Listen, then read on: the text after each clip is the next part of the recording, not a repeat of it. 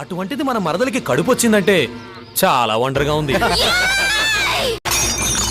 ఇంకొక మాట నా భర్త గురించి ఎవరు నోరు జారినా నేనేం చేస్తానో నాకే తెలీదు.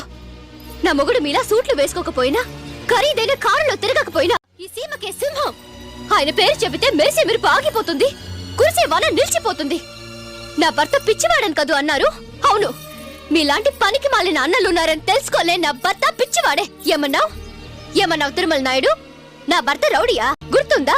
మీ ఊరిని రక్షించుకోవటానికి ఇంటికొక కొడుకుని దానం చేస్తున్న రోజున ప్రతి ఇంటి నుంచి పెద్ద కొడుకులు ముందడుగు వేస్తే మీ ఇంట్లో ఆడవాళ్ల చాటును దాక్కున్న పెద్దనులు మీరు, దద్దములు మీరు. మీకోసం తను కత్తి పట్టాడు.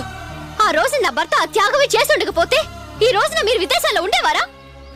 మీ చదువుల కోసం తను రైతయ్యాడు, మీ బ్రతుకుల కోసం తను సైనికుడయ్యాడు.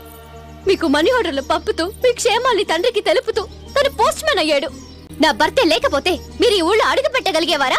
ఇప్పుడు నా భర్త అండ లేకుండా ప్రాణాలతో ఈ ఊరు దాటి మీరు వెళ్ళగలరా? ప్రపంచమంతా చెయ్యెత్తి మొక్కే తల్లి కూడా బిడ్డను 9 నెలలే మోస్తుంది.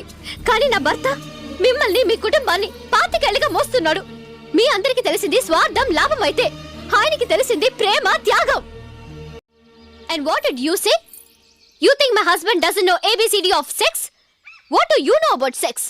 You feel that the ultimate enjoyment between husband and wife lies inside the bedroom itself? Definitely not. Sex is only a minor part of life. Major part of life is love and affection. You prefer the former, I prefer the latter. ఆయన గుండె లోతుల్లోకి వెళ్లి చూస్తే ఆయన మిమ్మల్ని ఎంత ప్రేమిస్తున్నారో తెలిసింది. మీకోసం ఆయన ఎన్ని త్యాగాలు చేశారో ఆయన ఒంటి మీద గాయాల గుర్తులు చూస్తే తెలిసింది. అటువంటి దేవుణ్ణి మళ్ళీ ఏమన్నా అన్నారో నేను ఈ సీమలో పుట్టిందాన్ని నరికి పారేస్తా.